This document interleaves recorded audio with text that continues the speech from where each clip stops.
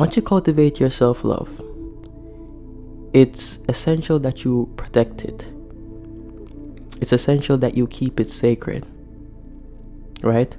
A lot of us allow things and we allow people into our lives who do not reflect our self-love.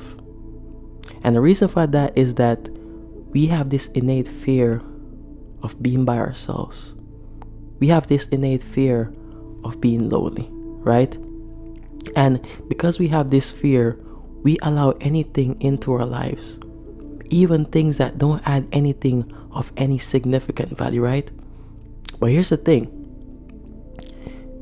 Being lonely and being alone is an illusion.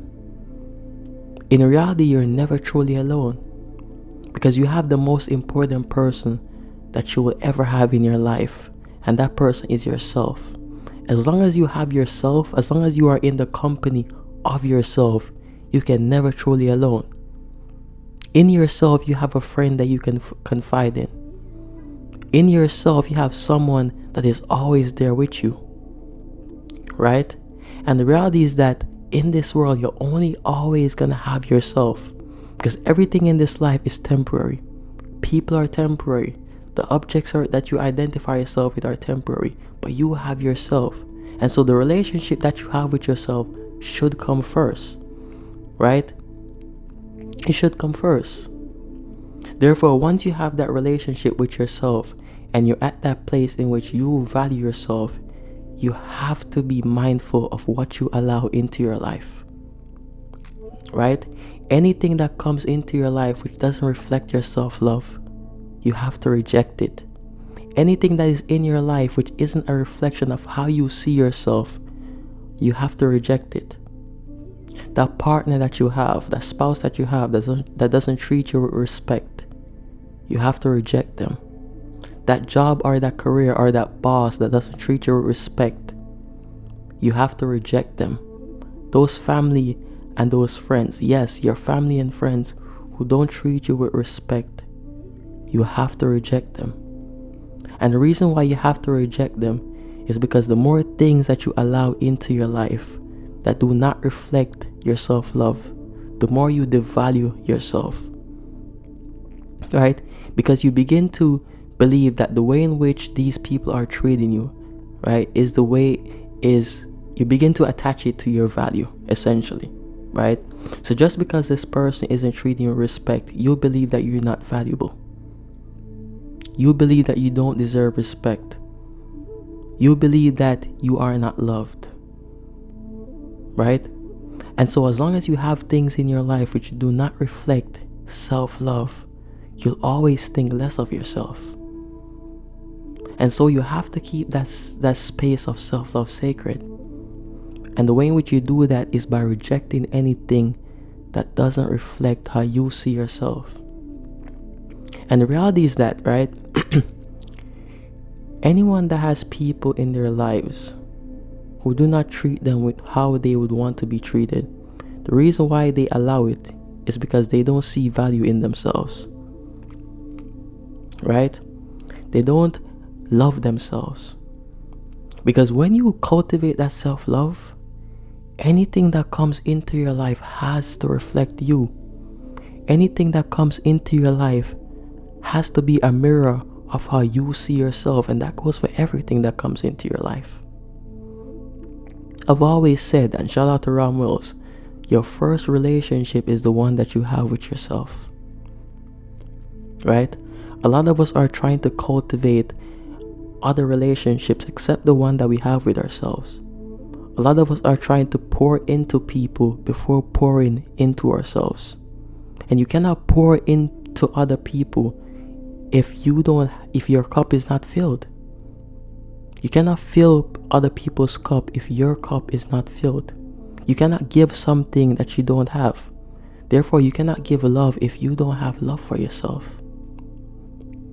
If someone came to me and someone asked me for $1 million, I wouldn't be able to give it to them because I don't have $1 million. And so how are you trying to give love to someone else when you don't even have love for your own self? We have to think about these things. I believe that a lot of our idea ideas of love are actually based in attachment, right? Because self-love in itself doesn't have any condition, right? And what I mean by that is you don't necessarily need a reason to love yourself. If you think about it, a lot of people believe that for you to love yourself, you have to look a certain way, you have to make a certain amount of money, you have to be this sort of person. And that's not necessarily true. There's no condition attached to self-love. The mere fact that you are yourself and the only person that you have is yourself is already a condition, right? And I know that sounds contradictory, but that's already a condition, or a reason rather, I'm gonna use reason, for you to love yourself. The mere fact that you are you means that you have to love you. You know what I'm saying? There's no point in going through your life or going through life not loving yourself. And so self-love to me is a form of acceptance. You're accepting the fact that you are you and you cannot change you. And who you are is who you will always be. I mean, sure, you can improve on yourself, right? But you will always be yourself. So learning to accept yourself, be content with who you are, and to love yourself is the most important thing that you can do. And once you get to that place in which you love yourself, you keep that space sacred, right? You do not allow anything to disrupt your self-love. But it all starts and ends with you. So I'll say all this to say, nourish the relationship that you have with yourself. Go within yourself, find yourself, and love yourself. You will always be you.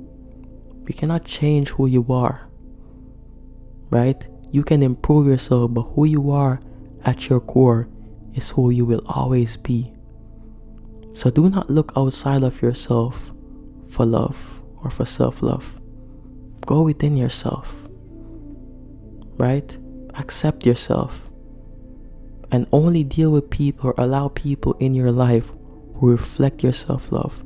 If they do not reflect your self-love, then they shouldn't be a part of your life, right? Reject anything that doesn't reflect how you see yourself.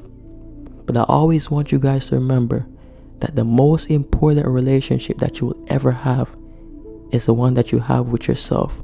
So instead of trying to pour into other people first, pour into yourself.